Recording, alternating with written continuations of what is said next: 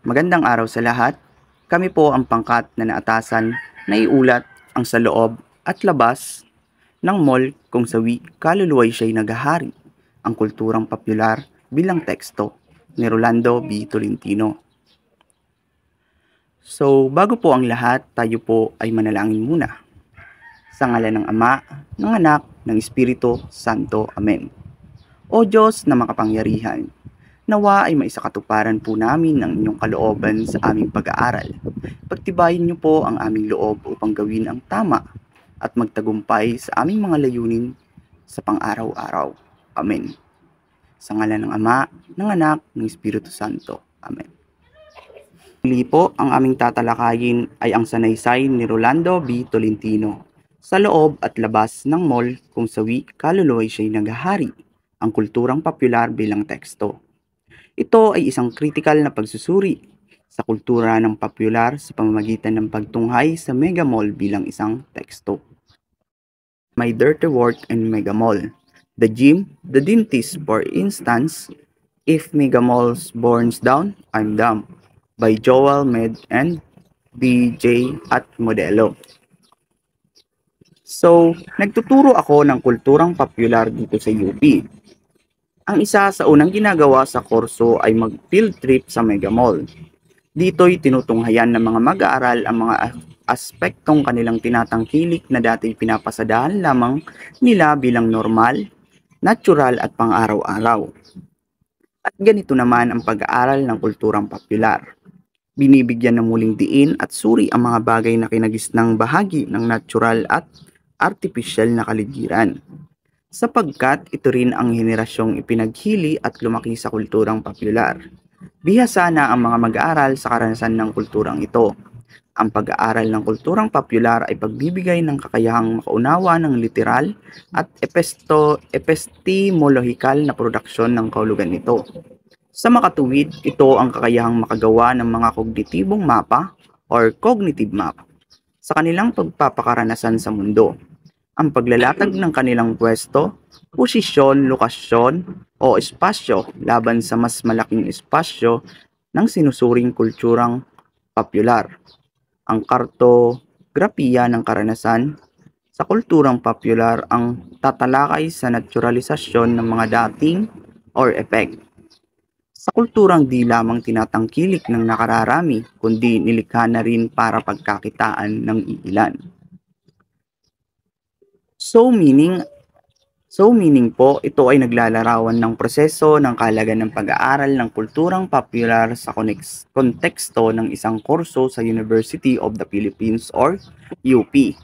So ang guro po ay nagtuturo ng kurso, kabilang dito ang field trip sa Mega Mall, upang tuklasin po ang iba't ibang aspekto ng kanilang pang-araw-araw na karanasan sa kulturang popular.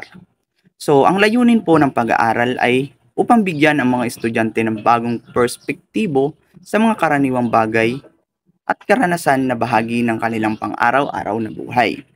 So, sa pamamagitan ng pagsusuri po sa mga bagay na ito, natututunan ng mga estudyante na unawain ng produksyon ng kahulugan sa loob ng kulturang popular.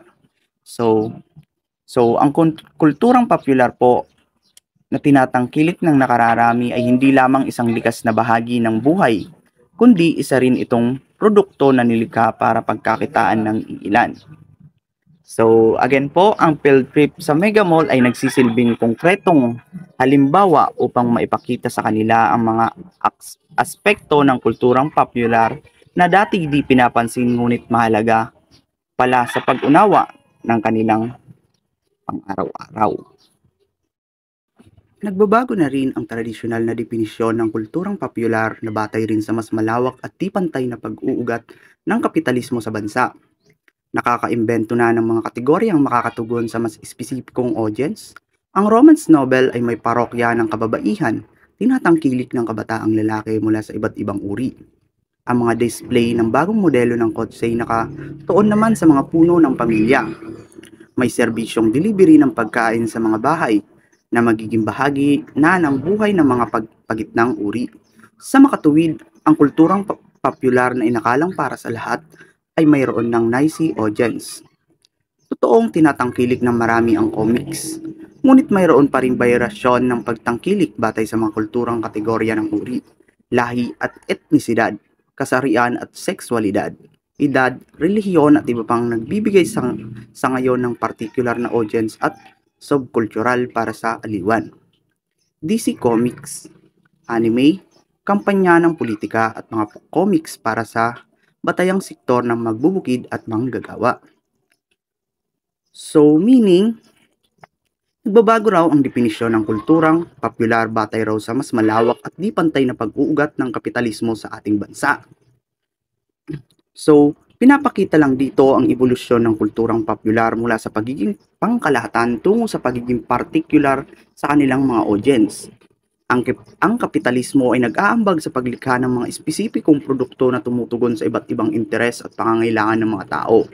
Ang bawat anyo ng kulturang popular, mula sa romance novels hanggang sa comics, ay nagkakaroon ng tiyak na mga tagahanga batay sa kanilang uri, kasarian, edad at iba pang aspekto ng kanilang identidad. So, sa ganitong paraan, ang kultura ng popular ay nagiging mas detalyado at nakatutok sa mga particular na segment ng lipunan. Gayunpaman, usaping kultura at pangkultural pa rin ang kulturang popular.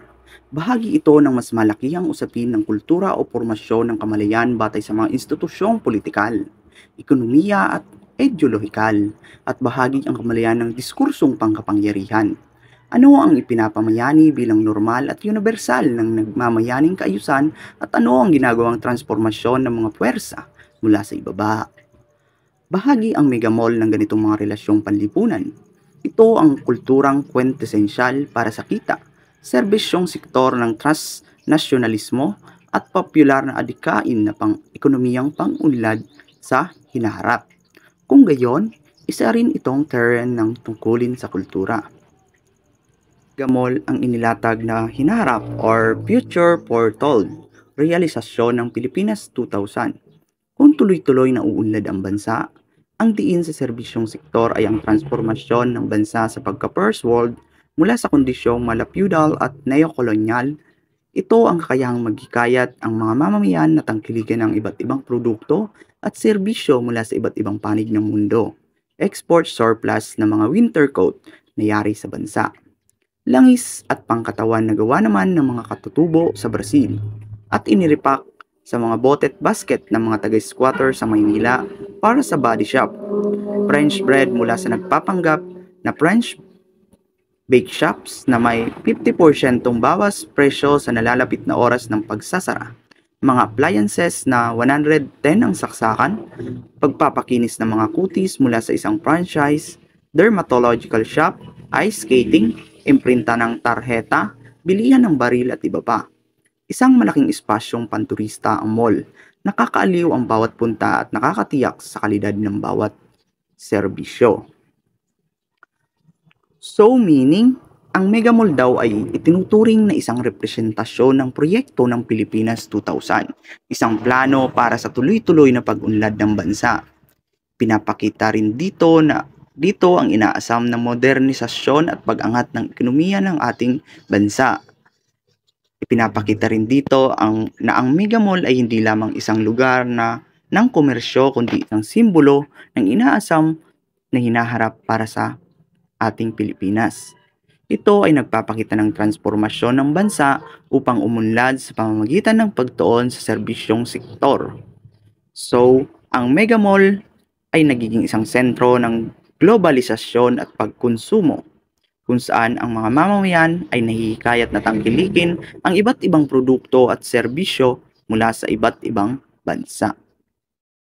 Ang mismong pang-artipisyal na kaligiran sa megamall ang nagbibigay sa atin ng tila mas makabubuting opsyon mula sa kaligirang ating nararanasan sa labas nito. Sa loob ng mall, at ito'y totoo kapag walang brownout, maaliwalas ang kaligiran, pantay ang ilaw, malinis, malamig, may mga puno rin naman. Walang basura sa klase, nagpa-flush ang toilet, maayos ang serbisyo at walang krimen tulad ng karanasan ng isang mag-aaral na dumalaw sa nayong Pilipino bilang bahagi pa rin ng kurso. Nakaligtaan niyang nasa Maynila pa rin pala siya nang mamahalan ito sa presyo ng isang handicraft. Kamuntik na niyang mabigkas. Mas mura ito sa mga tindahan sa Maynila. May anyong ligtas ang kaligirang ideal laban sa puwersang natural at kriminal na mapapaniwala ang tumatangkilik na wala sila sa kanilang normal na mundo. Dahil kulob ang istruktura ng mall na nagpapaalala sa atin sa mga kahon ng sapatos na siya rin namang naging simulain ng Shoemark Empire ng may-aring si Henry Scheich. Hindi mapapansin ang paglipas ng panahon, kaya mas magandang gawing luneta ang mall dahil kahit na First Word and Amethyst dito, para ka pa rin nasa Quiapo pagdating sa dami ng tao at pagtangkilik ng mga tao sa kulturang popular. Sinasahay ang usaping institusyonal sa kabuang pagsusuri nito. So, meaning po, sa loob daw ng mall ay isang ligtas na kapaligiran kung saan walang nagaganap na krimen compare sa labas ng mall na laganap ang mga masasama. So, ang karanasan nila ay nagtatanggal sa kanila sa realidad ng kanilang normal na buhay. So, ang mall ay nagiging pangunahing espasyo ng kulturang popular na sumasalamin sa mas malawak na usapin ng institusyonal na pagsusuri at modernisasyon. Ang controlled environment ng mega mall ay nagbibigay ng kaginhawaan at kasiyahan sa mga mamimili na nagiging dahilan kung bakit ito mas pinipili bilang lugar na pwedeng pagtambayan at puntahan. Itong dating karanasan sa mall ang siya ring nagtatakda ng sentralidad ng lugar sa usapin ng modernisasyon ng bansa. Ibig sabihin, ang tila kabutihang pagsusulpot ng mga mall sa iba't ibang buong city ay siya ring pangkulturang penomenong naglalayong magtakda ng paraan ng pangkulturang urbanisasyon at kosmopolitanismo ng mga tao sa gitnang uri na inaasahang lalo pang magbubunsod ng pag-unlad ng bansa. Ang pakiwaring urban at cosmopolitan ay aura na nilikha ng pagkakaroon ng yaman, kumpiyansa at kakayang gumasta at mag-consume. Tulad ng pakiwaring dulot ng mall, ang anumang lokal na pagsulpot ng kulturang popular ay nakahawing na agad sa usaping global. Sa mas espesipikong kondisyon, ito ang usaping neo-colonial na nagtatakda sa ating posisyon sa pandaigdigang dibisyon ng gawa, pati na rin sa mga paraan ng pagtangkilik sa mga global na produkto at serbisyo. So meaning, ang pagdami daw ng mga mall sa iba't ibang boom city ay isang pangkulturang phenomenon na nagtataguyod ng urbanisasyon at cosmopolitanismo ng gitnang uri na nagdudulot ng pag-unlad sa ating bansa. So ang mall daw ay nagbibigay ng aura ng yaman, kumpiyansa at kakayahang mag-consume na nagpapalakas ng pakiramdam ng pagiging modern at cosmopolitan. Ang lokal na kulturang popular na nagmumula sa mga mall ay agad na nakakakawing sa usaping global na nagpapakita ng ating posisyon sa pandaigdigang dibisyon ng gawa. Na ito, isinasaalang-alang ang mga naging pananaw sa kulturang popular, ilalahad din ang inaakalang mas angkop na kasangkapan sa pagsusuri ng kultura o kung paano gumawa ng kognitibong mapa ng kulturang kinapapalooban natin sa iba't ibang antas. Susuriin ang ilang tula ukol sa karanasang mall at malling bilang paraan ng pagkikipag-usap at paghihinuha, partikular na panitikan sa naturang phenomenon. So dito po ay sinasaalang-alang daw ang mga naging pananaw sa kultura ng popular. So yun lamang po ang aking report. Maraming salamat. Muli, ako po si Rafael Pequeña na nagmula sa BSE 2E. Isang mapagpalang araw po sa inyo lahat. Ako si Shane Iris Nara at ang aking iulat ay ang kulturang popular bilang isang terrain ng tunggalian. Ang kulturang popular ay isang terrain ng tunggalian at pakikibaka sa pagitan ng nagaharing uri at masa. Ito ay hindi lamang simpleng pagsusuot ng uso kundi isang espasyo kung saan nagkakatagpo ang iba't ibang value, system at interes ng iba't ibang sektor ng lipunan. Mula sa pananaw ng nagaharing uri, ginagamit nila ang kulturang popular bilang kasangkapan upang isulong at panatilihin ang kanilang kapangyarihan at interes na ginagamit nila ang mga produkto ng kulturang popular tulad ng teleserye, pelikula, musika at iba pa bilang paraan upang makawin ang masa at makapagpalaganap ng kanilang ideolohiya. Ngunit mula sa perspektiba ng masa, ang kulturang popular ay isang paraan upang ipaglaban ang kanilang mga karapatan at iparinig ang kanilang mga boses. Dito nila ipinapahayag ang kanilang mga damdamin, kaisipan at karanasan bilang isang uri, at ang kulturang popular ay isang espasyo ng pakikibaka kung saan ipinaglalaban ng masa ang kanilang karapatan at kinabukasan. Magandang umaga sa lahat. Ako nga pala si Mary Grace Paita na nagmula sa BSc 2E. Ang aking tatalakayin ang panitikan sa loob ng panitikan ukol sa kulturang popular. Isa sa mga halimbawa ng pampanitikan sa loob ng pampanitikan ukol sa kulturang popular ay ang mga tulang maikling kwento o nobela na naglalarawan ng buhay sa mga urbadong lugar kasama na ang mga tema tulad ng musika, pelikula, at iba pang aspekto. Sa isang pang maikling pagsulat ng klase, itinuro ko sa UP ang mga bago at eksperimental sa panitikan ng Pilipinas. Lumikha ang graduadong mag-aaral at markang si German Gervisio ng dalawang tula ukol sa karanasan sa mall at malling. Sa huling bahagi nitong papel, nais kong palawigin ang karanasan sa mall sa pampanitikan antas. Ang panitikan ay bahagi rin namang ng usapan, kultura at kultural. Kaya naman naranasan dito, bagmat may sariling kakayahan ay bahagi rin ng mas malaking karanasan sa kultura at relasyon pan-kultural. Ang mga tula ni Gervisio ay mga representasyon ng karanasan sa naturang kulturang popular. Ang mga tula ni Gervisio ay mga representasyon ng karanasan ng kulturang popular, partikular na ang mga karanasang nag-uugnay sa mall. Sa kanyang mga tula, maaaring gamitin niya ang mga imaheng kaugnay ng mall tulad ng mga tindahan, mga taong dumadayo at mga samot-saring mga pangyayari na nagaganap doon. Maaaring gamitin niya ang wika at anyo ng panulan ng kaugnay ng makabagong karanasan at pagbabago sa lipunan. Sa pamamagitan ng kanyang mga tula, nailarawan niya ang mga aspekto ng kulturang popular at ang nagbibigay ng pananaw sa mga karanasan ng may kinalaman sa mall bilang isang aspekto ng pakikipagsalamuha at pagtulungan sa modernong lipunan. Nagbibigay ng dalawang opsyon sa magbabasa ang kung ay galing ka sa Mega at dalawa uuwi sa Pasig ukol sa mga simple at komplikadong mga desisyon sa pang-araw-araw na nakaranasan ng paglabas ng mall. Bagaman tantan ang panlipunan, komentaryong maaaring masabi na ang tula ay isang paraan ng paghihinuha ng makata kanyang kaligiran, matutunghayan ng individual ng pagtatangkang maunawaan at mapaagapan ang simpleng karanasan sa tatlong estikong ginamit. Una ay ang tula ay isang literal at virtual na mapa mula paglabas sa isang karanasan ang mall hanggang sa akto ng pagsulat ukol sa karanasang ito. Ang huling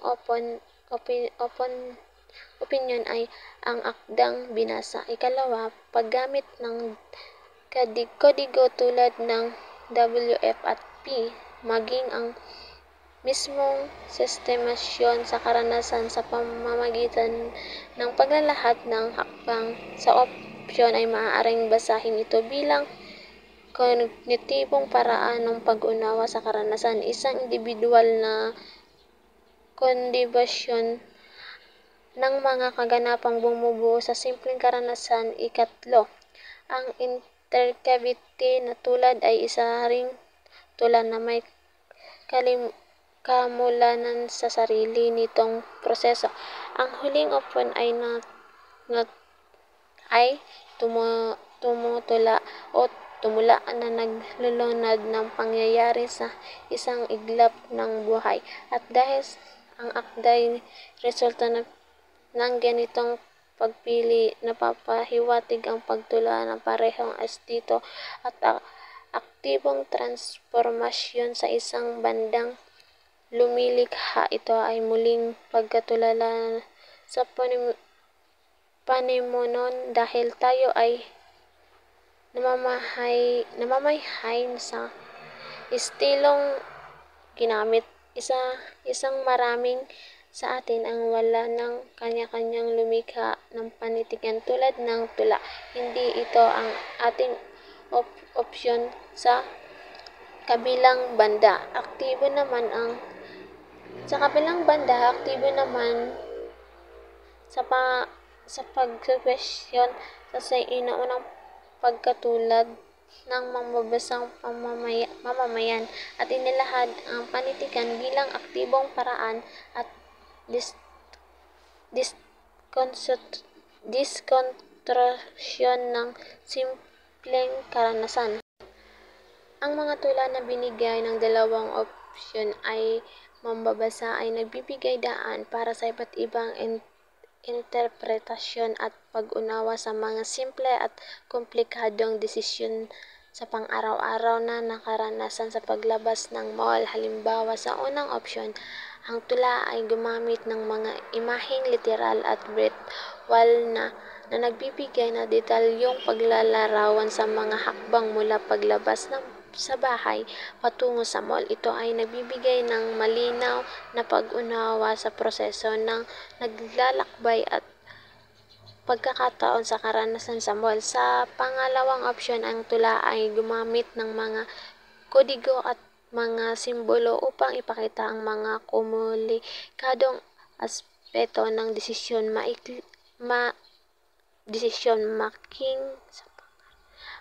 making sa pang-araw-araw na karanasan. Ito ang nagbibigay daan sa mambabasa na magkaroon ng interpretasyon at pag-unawa sa kahalagahan ng mga desisyon na kanilang ginagawa sa kanilang mga nakaranasan.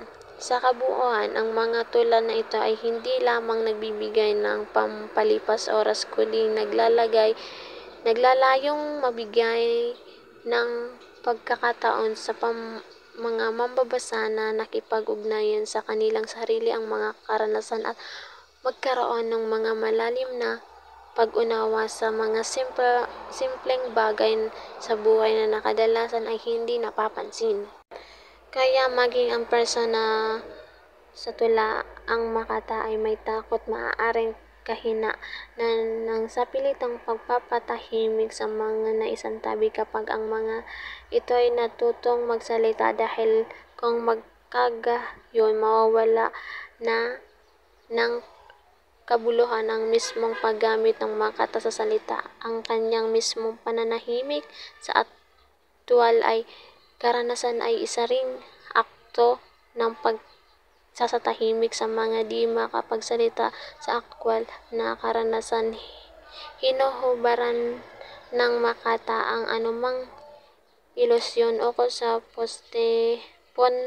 potensyal ng panitikan sa pagbago ng lipunan. Ang potensyal ay matatagpuan sa madilasyon ang pagtutuloy ng makata sa mga di magkapantay na aktwal at figuratibo literal sa espesifikong mga karanasan. Si Florence ay nakatali sa puning nasa bahagi ng pagbabadyang panganib. Siya ay bumibigkas ng litanya sa kanyang kanalalagyan sa loob at labas ng bayan kung sa kaluluha siyang naghahari. Walang magagawang salita o panitikan sa kanyang estado. Maaari pa rin siyang paslangin ng leon. Ano ang nagagawa ng pangunguy sa gitna ng tiyak at di mapigilang kapahamakan?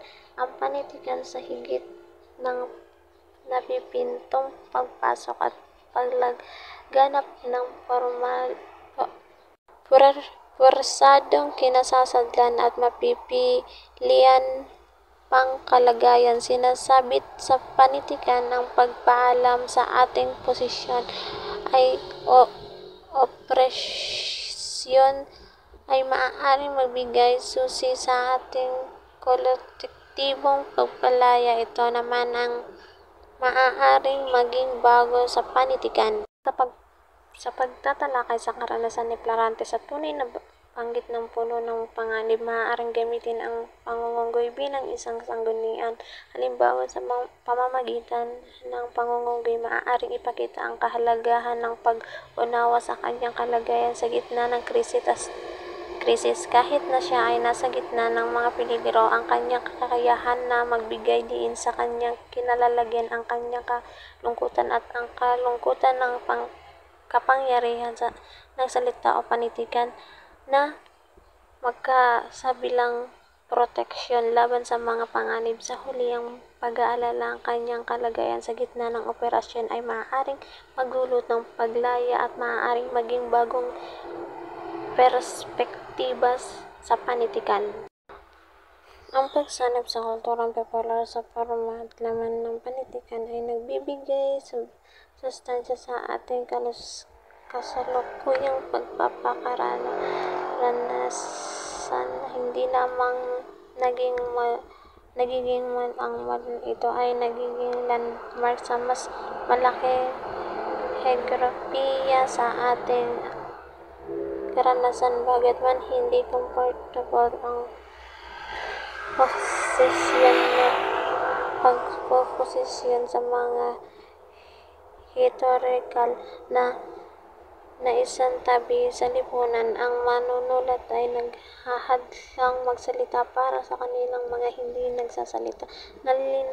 Nalilinaw ng kanyang akda ang kanilang rekwiremento, gayon din sa kanyang bilang muling lumilikha sa kanila. Ang kanyang kasaysayan at geograpiya sa akda at ang kasalukuyang demand sa manunulat ay ang paglikha ng mga bago at lokal na konklusyon ng panitikan sa malawak na saklaw sa global sa kompletismo sa kulturang popular. Ang panitikan ay kailangan magbigay puwang sa sarili nitong produksyon at responsyon sa gitna ng pagbabadya. Narito ang mga aktwal na global at